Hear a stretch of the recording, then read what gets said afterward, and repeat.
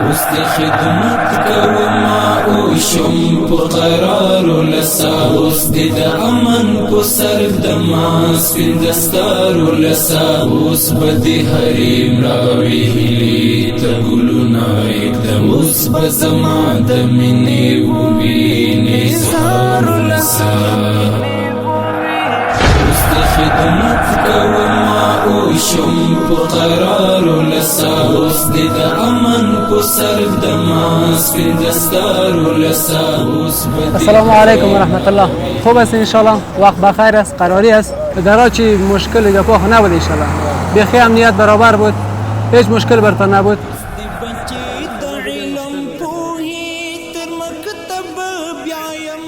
از کجا آمدین بخیر برادر خان؟ چی گپا بود در راه؟ امنیت چطور به طرف کاپیسا؟ چیز مشکل ان شاء الله برتر نبود. اوس دینو زیم لهر چانا شغم خوارو لسا اوس بزما کت رمضان چطور است؟ گشنه و تشنه خو نمیشه؟ چطور نمیشه؟ یا پروردگار توفیق بده برادر خان.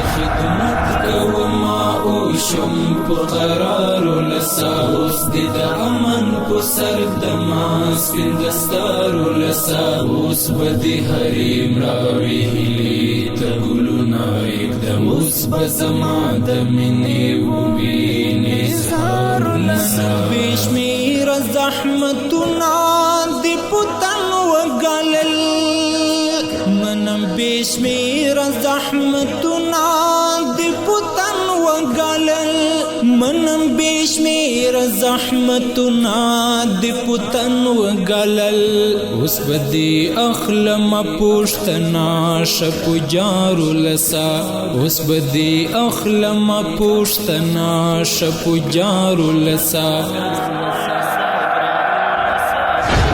خدمت کوما او شم په قرار لسا اوس د امن په سر د ماس په دستار لسا اوس بد حریم راوي ته ګلونه اقدم اوس بزما د منی ویني زار لسا شکر دای شکر حریت می خپل خپل کړو شکر دای شکر حریت می خپل خپل کړو شکر دای شکر. ډیر خوشاله یو چې په روزه کې موږ تعالی پاک دا موقع راکړه چې موږ د خپل هیوادوالو خدمت کوو او الله پاک موږ نه دا خدمت اخلي.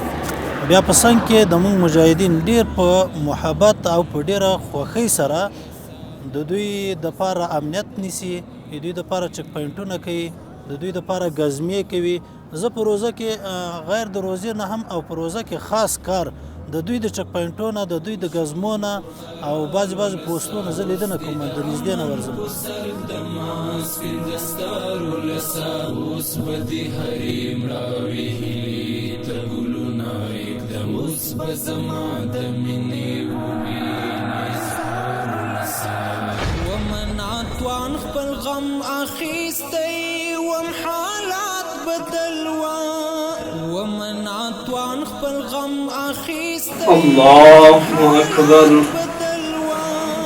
ومنعت وان خپل غم اخیستی وم حالات بدلوا لاندې وم تل مدام د هر دښمن تر څارو لسا لاندې وم تل مدام د هر دښمن تر څارو لسا اوس بزما د منی ویني زار لسا